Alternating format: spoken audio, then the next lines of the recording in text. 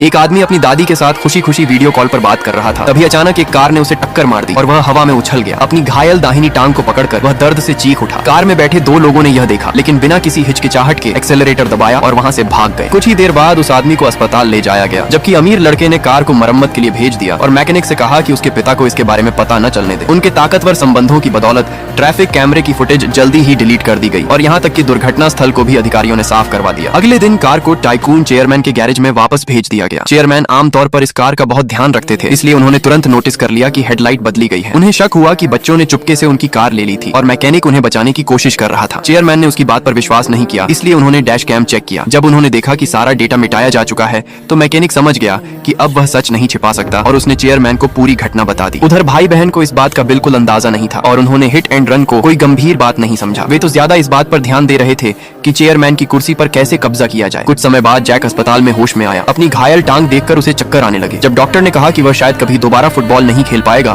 तो जैक ये बात स्वीकार नहीं कर सका। उसने 20 साल तक बिना रुके ट्रेनिंग की थी, आखिरकार एक क्लब के साथ कॉन्ट्रैक्ट साइन किया था और अब उसका करियर उड़ान भरने वाला था। लेकिन इस अचानक लगी चोट ने उसकी सारी उम्मीदें तोड़ दी। जैक हार नहीं मानना चाहता था। उसने रिहैब शुरू की, लेकिन उसकी टांग बहुत बुरी तरह क्षतिग्रस्त हो चुकी थी। एक रात उसने दुर्घटना का सपना देखा। धुंधले दृश्य में उसे नंबर प्लेट का एक हिस्सा दिखाई दिया, लेकिन चाहे जितनी कोशिश करता बाकी नंबर पढ़ नहीं पाता। कार का पता लगाने के लिए जैक पुलिस स्टेशन गया और रिपोर्ट दर्ज करवाई। उसने पुलिस से आंशिक नंबर प्लेट के आधार पर कार ढूंढने में मदद मांगी, लेकिन उन्होंने सबूतों की कमी का बहाना बनाकर मना कर दिया। जैक को लगा कि उसके पास पर्याप्त सबूत नहीं है, लेकिन असल में वह पुलिस वाला अमीर लड़की के लिए काम करता था, जिसे तुरंत इस बारे में सूचना दे दी गई। जैक की बदकिस्मती यहीं खत्म नहीं हुई। अगले ही दिन उसे क्लब की तरफ से पेनल्टी नोटिस मिला। न सिर्फ उसे नौकरी से निकाल दिया गया, बल्कि उससे 1 बिलियन का भुगतान करने की भी मांग की गई। कोई और रास्ता न देखकर जैक फिर उसी चौराहे पर गया और लोगों का ध्यान खींचने के लिए एक बैनर लेकर खड़ा हो गया। तभी जब सब कुछ खत्म होता हुआ लग रहा था, उसे अपनी दादी का फोन आया। पता चला कि उनके पास एक बेहद महत्वपूर्ण सबूत था, दुर्घटना के समय की उनकी वीडियो कॉल की रिकॉर्डिंग, जिसमें कार साफ दिखाई दे रही थी। उस सबूत की मदद से जैक कार के मालिक तक पहुंच गया, जो कि चेयरमैन था। अगले दिन जैक एक डिलीवरी मैन बनकर चेयरमैन के ऑफिस पहुंचा और फ्रंट डेस्क पर एक लिफाफा छोड़ दिया। जब चेयरमैन ने उसे खोला तो उसमें दुर्घटना की तस्वीरें और पीछे लिखा एक संदेश मिला। कुछ ही समय बाद जैक को उनके ऑफिस में बुलाया गया। जैक का वीडियो देखने के बाद चेयरमैन को बदली हुई हेडलाइट याद आ गई। उन्हें तुरंत समझ में आ गया कि इसके पीछे उनके अपने बच्चे थे, इसलिए उन्होंने जैक से कहा कि वह अपनी कीमत बताए। लेकिन जैक को पैसे नहीं, न्याय चाहिए था। उसने यह प्रस्ताव ठुकरा दिया। चेयरमैन को लगा